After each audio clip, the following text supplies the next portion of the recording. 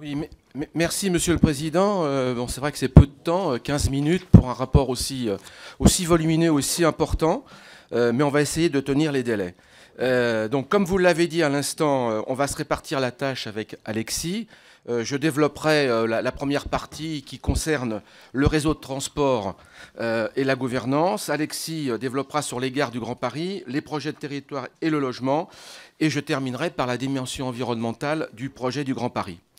Le Grand Paris, mes chers collègues, c'est un projet d'une complexité inédite pour un enjeu national.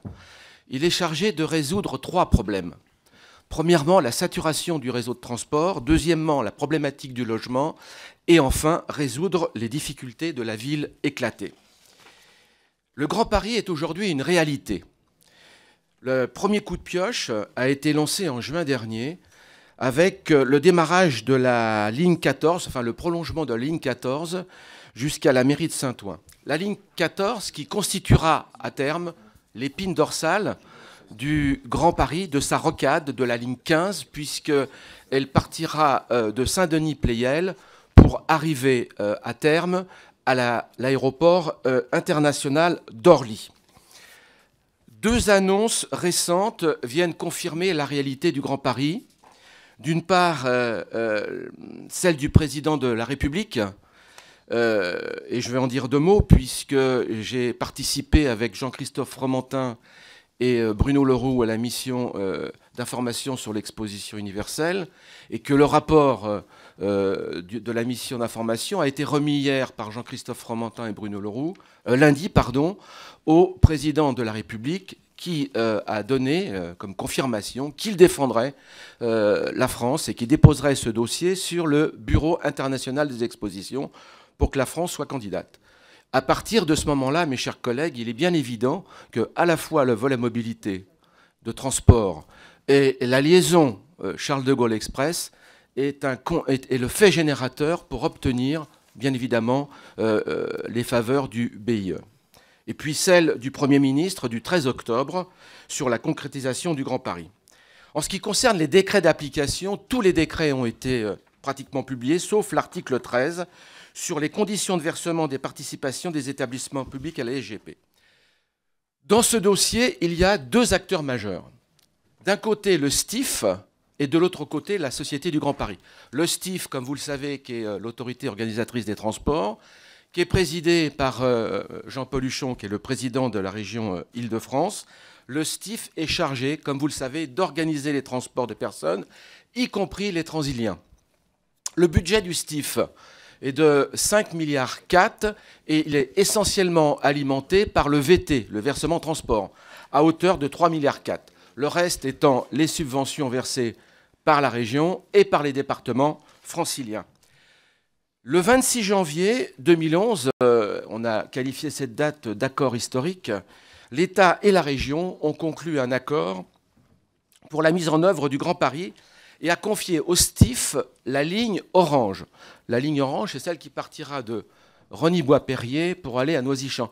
J'ai déposé sur vos bureaux une petite carte du Grand Paris pour que vous puissiez bien suivre. C'est un peu compliqué. La Société du Grand Paris, elle, c'est un établissement public industriel et commercial. Son président, le président du directoire, c'est M. Philippe Yvain, qui est déjà venu devant notre commission. Et il y a au-dessus donc un conseil de surveillance qui est présidé par André Santini et qui est constitué à la fois du président du conseil régional, du maire de Paris et des 7 présidents de conseils généraux.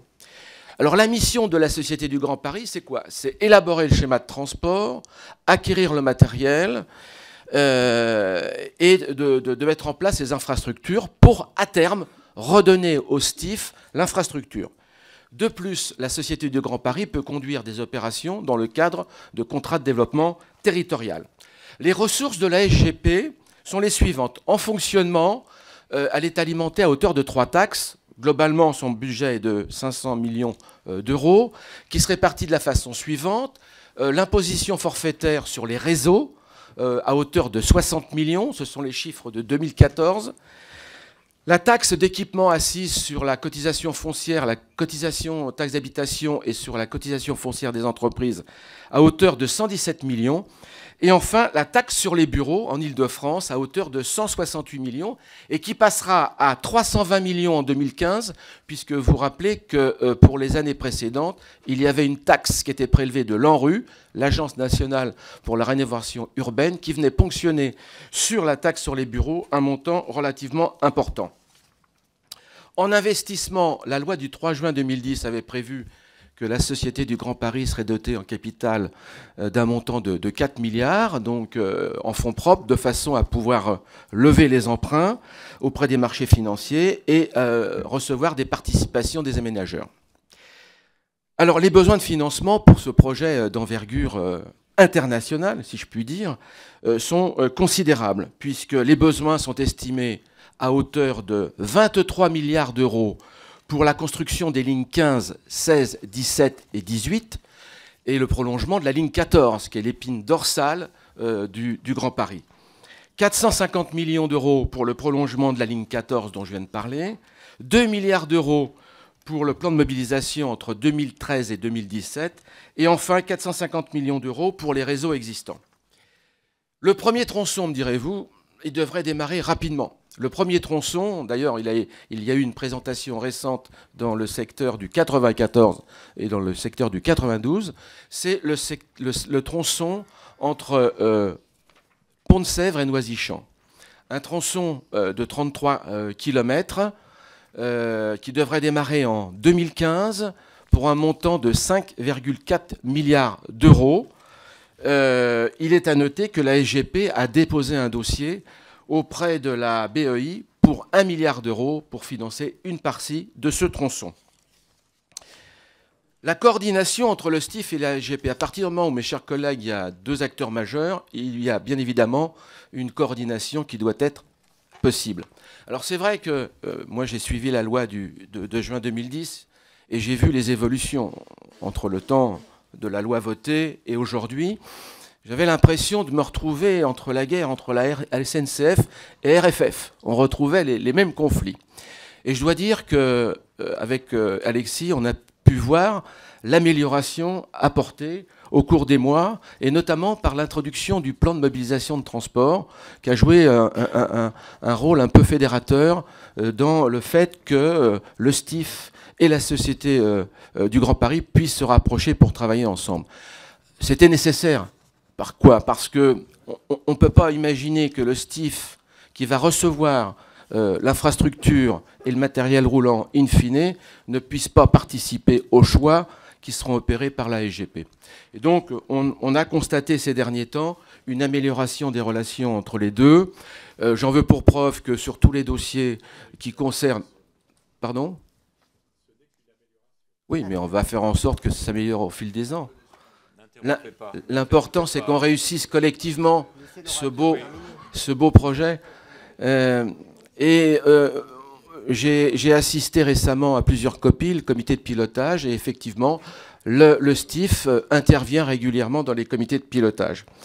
Les 6 lignes du Grand Paris Express donc, sont décrites dans le petit fascicule que je vous ai remis. Je rappelle la ligne 14, la ligne 15, la ligne 16, la ligne 17, la ligne 18. Nous avons également abordé le problème de la sécurité, qui est un dossier important. La sécurité se décompose en 3 volets.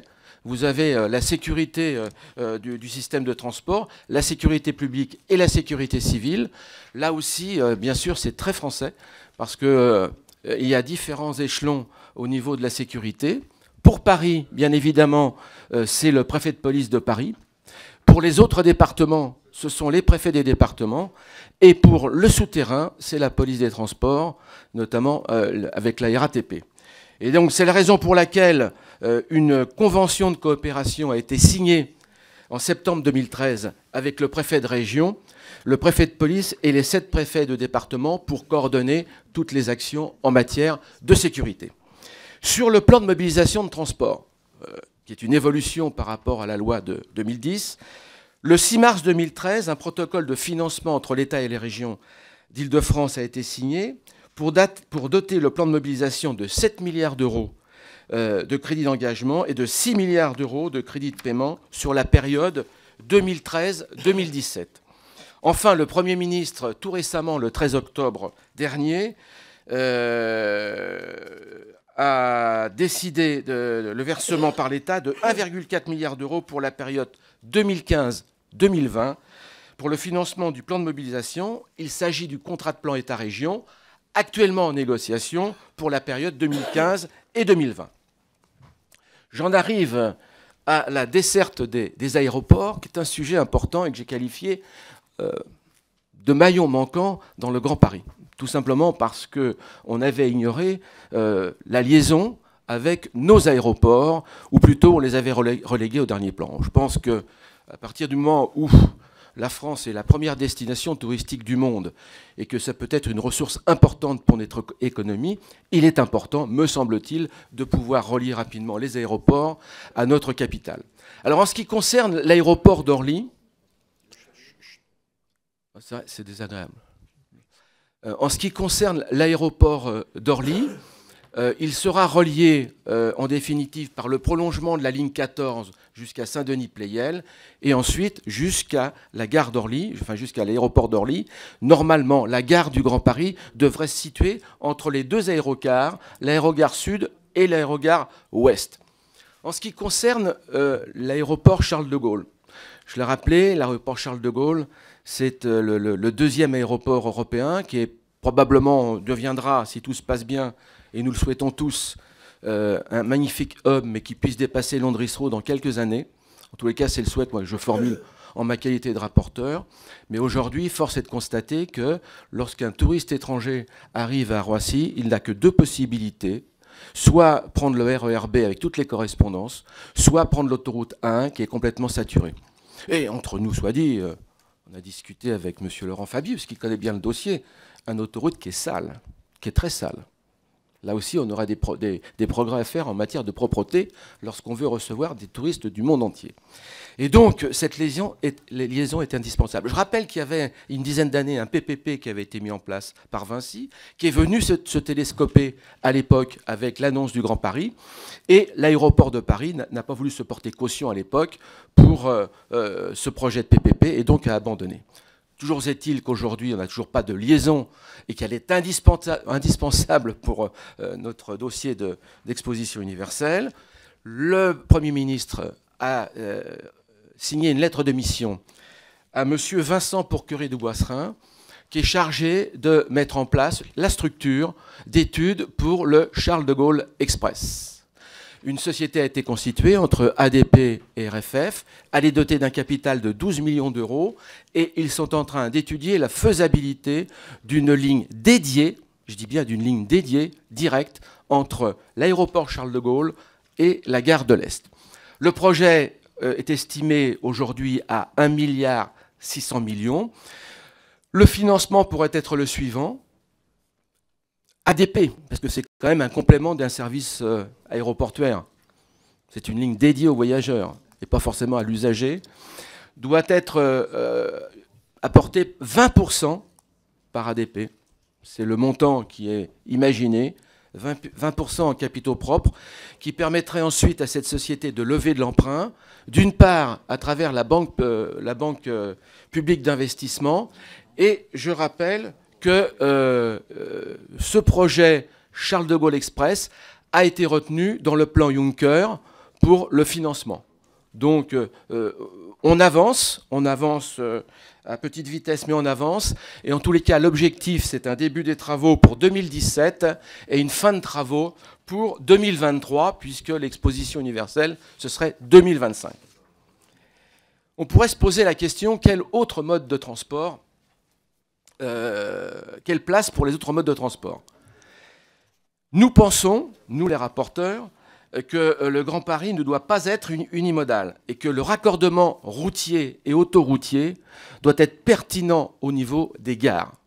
Bien sûr, il faudra mettre en place des parcs relais pour le rabattement et puis des lignes de bus adaptées et surtout avec des horaires synchronisés, c'est ce qui sera le plus difficile, avec le Grand Paris Express. Tout cela, mes chers collègues, doit se faire avec le verdissement de la flotte. On est à horizon 2025-2030. La RATP a lancé une étude importante qui s'appelle BUS 2025 pour faire en sorte qu'en 2025, tous les bus de la région parisienne soient zéro émission carbone. C'est l'enjeu et l'objectif qui nous est fixé. Donc, je vais terminer, parce que je tiens les délais, regardez, 14h44. Je vais terminer pour la province. C'est le Grand Paris jusqu'à la mer. Parce que c'est vrai que c'est un sujet dont on ne parle plus. La façade maritime sur Rouen. Réponds à la question. Le Havre. Le Havre. Le Havre. Alors, l'article 2 de la loi du 3 juin 2010 définit les objectifs du réseau de transport et dispose que les grands ports maritimes du Havre et de Rouen constituent la façade maritime du Grand Paris. J'ai répondu à ta question. Alors, la question que vous pourriez me poser, où en sommes-nous? Où en sommes-nous? Ah, mais je me doutais de la question. Alors, en janvier 2012, a été créé AROPA. AROPA, c'est la contraction du Havre, Rouen et Paris. C'est un GIE, un groupement d'intérêt économique, qui réunit les trois ports. Donc, M. Philizot préside un comité directeur, comprenant un préfet coordonnateur et les trois présidents des conseils régionaux des trois régions concernées. L'objectif, mettre en place un schéma stratégique pour 2014, donc on devrait l'avoir bientôt, puisqu'on est fin 2014, d'aménagement et de développement de la Seine à horizon 2030, sur la base duquel, sur la base de ce rapport, serait conclu un contrat de plan interrégional entre l'État et la région pour la période 2015-2020.